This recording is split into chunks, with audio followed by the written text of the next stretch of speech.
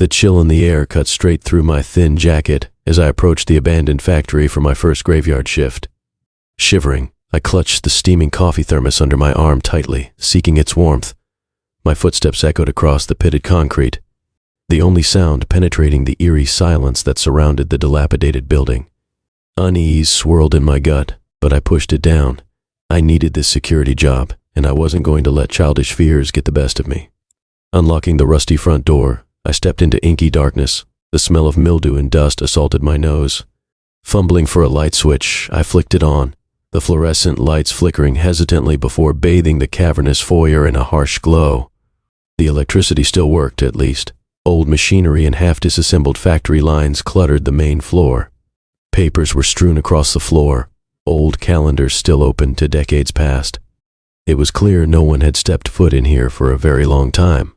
I continued my rounds, walking past graffiti-tagged walls and avoiding mysterious stains on the cracked tile floors.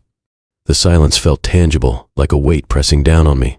Turning a corner, I stumbled upon a set of stairs leading down into pitch blackness. A massive wooden door stood slightly ajar, daring me to enter. Swallowing hard, I firmly shut and locked it before moving on, quickening my pace.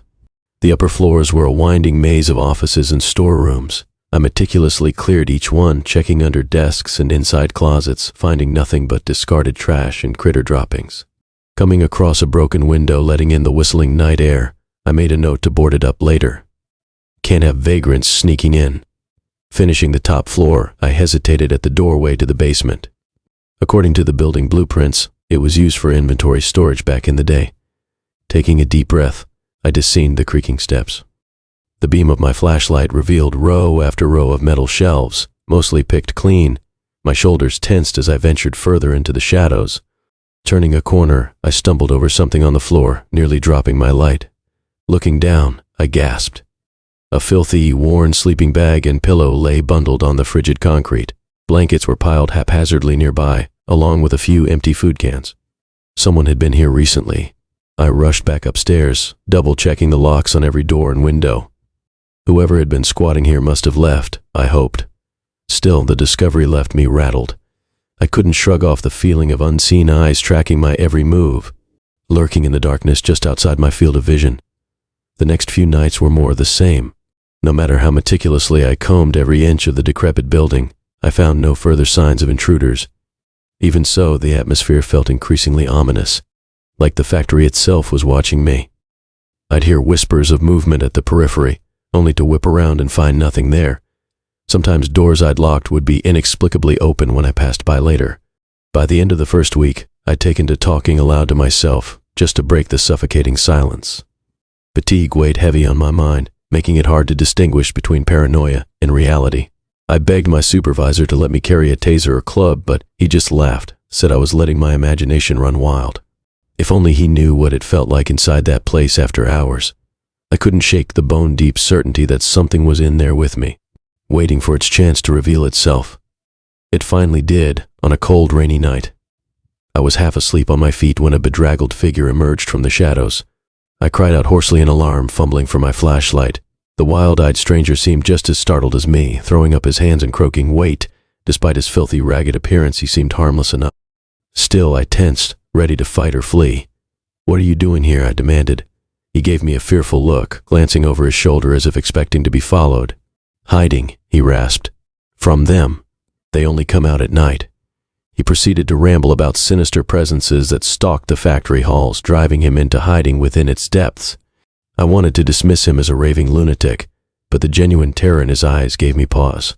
All the strange occurrences flashed through my mind. What if he wasn't as crazy as he seemed? Before I could question him further, an unnatural shriek rang out, echoing through the building. The man's eyes went wide with horror. "They're here," he cried, fleeing into the yawning darkness. Part of me wanted to follow, to demand answers, but that blood-curdling sound froze me in place. I withdrew into myself, like a child hiding under the covers from imagined monsters. Briefly, I considered calling the police, but what would I tell them? That demons were lurking in the abandoned factory? They'd lock me up, not rush over to investigate. No, this was something I had to face myself. Creeping cautiously toward the source of that ghastly cry, I swept my flashlight ahead, half expecting some nightmare creature to launch itself at me from the dark. But nothing came. The halls were empty and silent once more. Somehow the absence of a tangible threat was even more unsettling. At least then I'd know what I was dealing with. A chorus of disembodied moans arose just as I reached the exit. Fight or flight kicked in, and I chose flight, sprinting for the door. Slamming it behind me, I ran without looking back until I'd put a safe distance between me and that godforsaken place. I could still hear ethereal shrieks echoing in my mind as I fumbled for my phone and called my supervisor to resign. No amount of money could ever convince me to spend another minute in that otherworldly factory. I've never been back there since. They're planning to demolish it soon, I heard. Part of me hopes raising it will stop whatever evil lurks inside for good. But another part wonders if some things are better left undisturbed. As for me, I'm just grateful I escaped that night with my life and sanity intact. Though sometimes I still feel as if a sliver of the darkness I encountered there followed me home, whispering to me from the shadows, patiently waiting to finish what it started. The piercing static of my police radio used to be the only sound cutting through the heavy silence of night shift. Just me, my cruiser, and a deserted stretch of county highway that feels like it goes on forever. The occasional pair of glowing eyes peering back from the brush kept me company as I patrolled the midnight to sunrise shift, alone for the past 15 years. Seen a lot of things out here in the dark, blown tires, smashed up wrecks, stranded motorists. But a month ago on an otherwise quiet Thursday night, everything changed. I'll never forget the tense tone of the dispatcher's voice over the radio, calling all units to the scene of a serious accident on County Road 54. I flipped on my siren and sped towards the location, gripping the steering wheel with white knuckles. Skidding to a halt, the sight that awaited twisted my stomach into knots. A truck was flipped onto its side, mangled metal and shattered glass strewn across the dark pavement. The driver crawled from the wreckage, emerging dazed but miraculously alive. When questioned, he recounted something unbelievable. He swerved to avoid a young woman standing in the road, dressed in flowing white. After losing control of his vehicle, he looked back to find the figure had vanished without a trace. In my 15 years on the force, I've encountered plenty of intoxicated drivers who spun fantastical tales to excuse their reckless driving. But over the following nights, more reports trickled in. Other motorists, traveling the midnight stretch of Road 54, claimed to have seen the same phantom maiden in white, standing solitary in their path. Each one jerked their wheel to avoid her, only to end up crashed just like the truck driver. As a man guided by logic and reason, I was skeptical of claims about a ghostly spirit haunting the highway. However, the identical stories gave me an uneasy feeling I couldn't seem to shake. The hair on the back of my neck stood at attention when the crackly radio called me to another late-night accident scene with the same eerie details. The final straw came a few nights later on my usual 3 a.m. patrol. Cruising along the darkened highway, my heartbeat staggered when I spied a figure materializing in the yellow cone of my headlights up ahead. It was her, the girl in the white dress, raven hair and pale skin illuminated in the moonlight.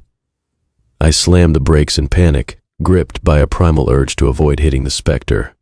The cruiser skidded to a halt, and when I glanced back, she was gone, vanished without a trace, as if formed from the night air itself. I knew then there was something sinister afoot on this lonely stretch of rural pavement I patrol each night. I started digging into the history of Road 54, searching for clues. The chilling truth I uncovered left me at a loss. Back in 1962, a 17-year-old local girl was struck and killed in a fatal hit-and-run while walking home late one evening after a school dance. According to old newspaper clippings, she was wearing a formal white dress. Her case was never solved. As a man guided by facts, I was hesitant to believe her restless spirit could be haunting the road where she died. But how else to explain the unnerving chain of events? I decided to take matters into my own hands. If this ghostly girl was seeking justice from beyond, perhaps I could help put her tortured soul to rest. I started staking out the highway during my night shifts, hoping to confront the apparition myself. 2 nights later, around 3:15 a.m., there she was, that lone figure illuminated in the gleam of my headlights. I pulled over and called out to her, but as I approached, she disappeared like mist in the wind. Over the following week, I attempted to make contact each time she appeared along the highway at night, but every effort ended with her vanishing abruptly before I could get close enough to communicate. However, the phantom-related accidents did seem to taper off, so I clung to hope I was making progress toward unraveling this mystery.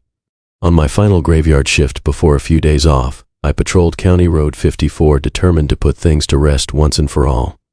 Just after 3 a.m., a chill ran down my spine when I glimpsed the girl's specter materializing along the darkened shoulder up ahead. This time, I quickly pulled over and killed the engine and headlights, then cautiously exited the cruiser. "What is it you want?" I gently called out. "If there's any way I can help you find peace, please tell me." She turned to face me, eyes pale and mournful in the moonlight. As her ghostly form began to fade, I swear I saw her lips faintly whisper, "Remember me." A sensation of calm washed over me in that moment. I sensed deep down that her spirit wasn't seeking vengeance for her death. She only wanted justice, remembrance, for the tragic story of her life cut short not to be forgotten. The next night, I returned to the very spot on County Road 54 where she always appeared. I left a simple roadside memorial, flowers, a photo of the girl from old newspaper archives, and a wooden cross with her name carved into the pale wood. Then I said a prayer for her spirit to find peace, hoping she could move on now that someone finally knew her story. Since that evening, there have been no further sightings or phantom-related accidents reported along that lonely stretch of highway. Wherever she is, I hope that poor girl has found a way to rest easy now. As for me, I'll never forget her as long as I continue to patrol these dark country roads each night. Her memory will ride shotgun with me until the end of my days. It was just another normal night shift at the old warehouse where I'd worked for the past 3 years. The job was mundane, but it paid the bills. Little did I know that on that fateful night, the eerie warehouse would transform into a nightmare from which I was unsure I would escape. As I conducted my routine inventory checks up and down the shadowy aisles, I began to hear faint noises. At first, the scraping and scratching sounds were subtle and distant, easy to dismiss as rats scurrying in the walls or the old building settling. But soon the noises seemed to follow me, echoing through the concrete aisles as I uneasily moved my cart from one section to the next. Apprehension washed over me when the dull sounds persisted no matter which dark corner I turned. I grabbed my heavy flashlight off my belt and began meticulously checking each aisle, illuminating every crevice between the tall, towering rows of shelves. But each time my search came up empty, providing no source for the unrelenting noises. A chill crept down my spine when I came to the stark realization that something sinister lingered in those shadows. I hurried to the manager's small office in the front to gather the inventory papers for the night, hoping to finish my tasks quickly and escape the warehouse's foreboding aura. As I rifled through the filing cabinet, a strange glow caught my eye from the small storeroom in the very back. I cautiously crept down the hallway, unsure of what I would discover in the hidden room few employees even knew existed. With nervous anticipation, I slowly turned the handle and entered the cobweb-filled room. My curiosity immediately turned to disbelief at the sight before me. The eerie pale light emanated from a collection of ancient artifacts unlike anything I had seen before. Intricately carved jars, statues, weapons, and jewelry adorned with strange symbols lined the shelves, interspersed with the normal boxes of extra inventory. I reached my hand out to touch a particularly ornate and bejeweled dagger, but a sudden icy grip on my wrist stopped me short. I yelped in fright, spinning around only to be met with the empty, vacant storeroom. My hands shook as I hurriedly backed out of the room, my mind racing with what had just transpired. This place held secrets far sinister than I could have ever imagined. Over the next few nights, feelings of dread washed over me as I reluctantly pulled into the warehouse parking lot to start my shift. I pleaded with the manager to switch me to the day shift, making up reasons about preferring to work mornings. But my requests were denied time and time again, and so I was forced to experience the horror that the coming nights would bring. That first night after discovering the artifacts, I was met with more noises echoing through the concrete corridors. But this time, the noises were accompanied by items that had been neatly organized on shelves now strewn about the floor haphazardly. I inspected each aisle thoroughly looking for intruders, but as before my searches were futile. It appeared I was alone in the warehouse with something more sinister. When I returned home that morning just as the sun began to peek over the horizon, I attempted to sleep, knowing I had another long night ahead. However, slumber eluded me as frightening nightmares invaded my mind. I found myself running full speed through a maze of endless warehouse aisles, pursued by a dark, faceless entity I could not escape. I awoke drenched in sweat, terrified to fall back asleep. The few hours of sleep I did get were littered with the same horrible dream over and over. When it was time to head back to the warehouse for my next shift, I had a deep sense of foreboding that this night would bring me face to face with whatever evil lurked within. My fears were quickly validated as I walked cautiously through the rows of inventory. Scrawled on the concrete walls and shelves were strange symbols and messages in languages I did not recognize. Each aisle I turned down revealed more unsettling graffiti. As I studied one message, trying helplessly to discern its meaning, movement in my peripheral vision made me suddenly freeze. Down at the end of the long aisle stood a tall, ominous figure draped in a black cloak. I could not make out a face underneath the figure's dark hood. Paralyzed by fear, I watched as the ghostly apparition slowly raised its arms and pointed directly at me. My heart pounded in my chest as I overcame the paralysis and took off running, not looking back until I was safe in my car. Peeling out of the parking lot, I decided I needed to get to the bottom of what was happening at this cursed place. I scoured the internet, looking for any historical information about the land the warehouse had been built on decades before. Buried in old newspaper archives were stories of tragedies once located where the warehouse now stood, tales of accidents, murders, and rituals with ominous references to ancient burial grounds. It appeared that developing over these restless graves had awakened evil forces tied to the area's dark past. The vengeful spirits were angry that I had disturbed their eternal rest by utilizing this structure that never should have been built. I knew I needed to appease the dark forces that had taken over the warehouse before I too fell victim and disappeared like others before me. Following rituals I had uncovered in my research, I returned to the warehouse armed only with candles and incense. I set up an altar of light in the center of the concrete corridors and burned sage, chanting prayers for the spirits to be at peace and return to their slumber undisturbed. As the smoke filled the aisles, the oppressive feeling that had overtaken the warehouse lifted. I sensed the spirits had received my offering and been granted the peace they desired. I regretfully turned in my resignation the next day, knowing I could never return to the warehouse that had turned my nights into a living hell. The memories of the sinister events will haunt me eternally, never fading no matter how much time passes. I am simply grateful that I survived the harrowing ordeal with my sanity intact. Still, questions linger about what could have happened to me if I had not found a way to placate the angry forces that walked those aisles. Perhaps some questions are best left unanswered. All I know is that the warehouse held ancient secrets darker than I could have imagined and still lingers in my nightmares.